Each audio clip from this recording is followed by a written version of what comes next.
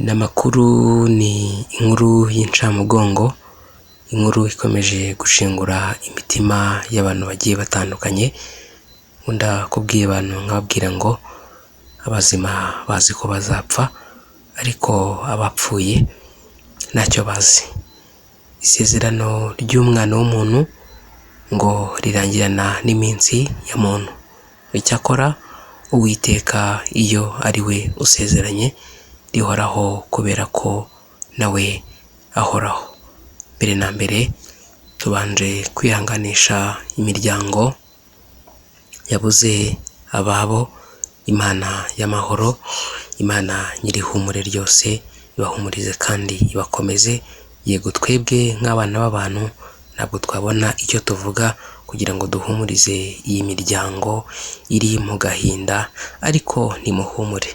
Ubwo twizeye yuko Yesu yapfuye akazuka, aba ariko twizera yuko ngo Imana izazanana na Yesu abasinziriye muri we.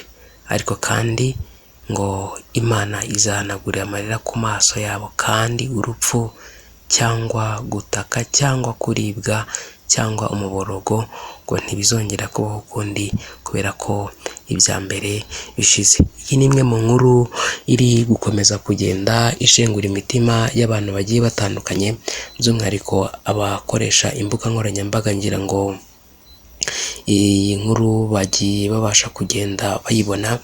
Aba bose uri kubona kuri screen zawe ni Abarundi. Umwe yari atuye mu gihugu cy'u Burundi, ariko undi yari atuye muri Kenya, ariko n'ubundi bose ni abenegihugu bahariya mu gihugu cy'u Burundi. Iyi nkuru rero ni inkuru navuga ko ari imwe mu nkuru iri kugenda igarukaho cyane mu bitangazamakuru bigiye bitandukanye, by'umwihariko kuri social medias. Uyu mubyeyi muri kubona kuri screen zanyu yitwa Aline.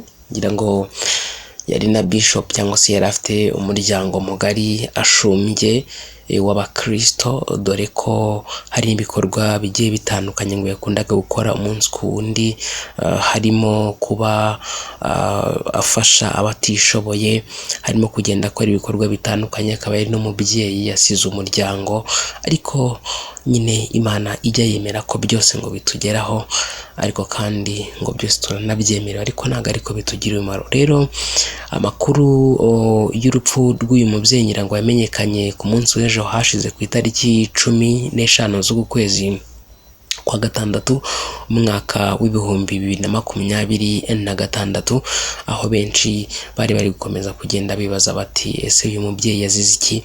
Ngira ngo rero nk'uko bigenda bitangazwa cyangwa se na bamwe mu bantu ba hafi y'uyu muryango bagenda batanga amakuru, batubwiye ko mu by'ukuri uyu mubyeyi ngo ubundi yari akunze kubaho mu buzima burwaragurika. Ngira ngo murabizi hari abantu babaho mu buzima bwabo bwa buri munsi bakunda kurwara, ugasanga ntago washobora gushira ukwezi utarwaye cyangwa se nta ndwara urwaye. Uyu mubyeyi Aline bivugwa ko ariko yari ameze.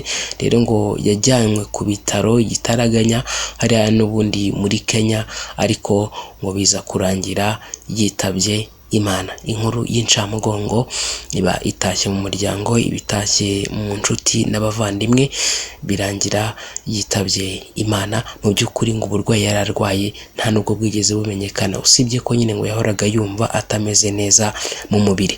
Hanyuma uyu musore muri kubona kuri screen zanyu yitwa Joel. Bivugwa ko ku itariki 7 z'ukwezi kwa gatandatu uyu mwaka n'ubundi wa 2026 aribwo ngo yavuye mu rugo iwe, ariko muri uko kuva iwe ahantu yari atuye hariya mu gihugu cy'Ubujumbura cyangwa se cy'u Burundi, aho n'ubundi yavukiye, akaba niho yari asanzwe atuye, ngo yaragiye niyagaruka. Kumwe umusore ashobora kuba atuye ahantu muri quartier, ariko nyine afite akazi akora. Rero yari asanzwe agenda bisanzwe, ajya mu mirimo igiye itandukanye, agenda nyine bisanzwe nk'uko umuntu agenda, ariko ngo baraheba niyongera gutaha mu rugo. Kuvuga ubwo babonye umunsi urangiye undi urataha, undi urongera urataha, iwabo batangira kugenda barangisha aho umwana wabo yaba yaragiye. Rero amakuru avuga ko ku munsi w'ejo hashizwe ni ku itariki 15 nyine n'ubundi nibwo ngo umurambo we waje kuza kuba watorwa waratawe ahantu ku mugezi. Urumva harashize ngo icyumweru cyose yaritabye Imana atagaragara. Bigaragara ko ashobora kuba nyine yarishwe n'abagizi ba nabi, ariko nta kintu na kimwe ubona rwose bakoresheje usibye kuba nyine barasanze umurambo waho ngo ku mugezi, ariko bigaragara ko ashobora kuba yaranizwe cyane ko ngo atakubiswe, nta gikomere na kimwe yari afite. Rero kugeza kuri ubu ngubu umuryango we ukaba uri kugenda mu by'ukuri ugaragaza ko ukeneye ubutabera ku rupfu rw'umwana wabo, cyane ko umwana wabo yapfuye mu buryo butazwi kandi butaziguye, mu yandi magambo nyine apfa mu buryo bw'amayobera. Rero bakaba bari kugenda basaba ko umwana wabo yaza kuba n'ubundi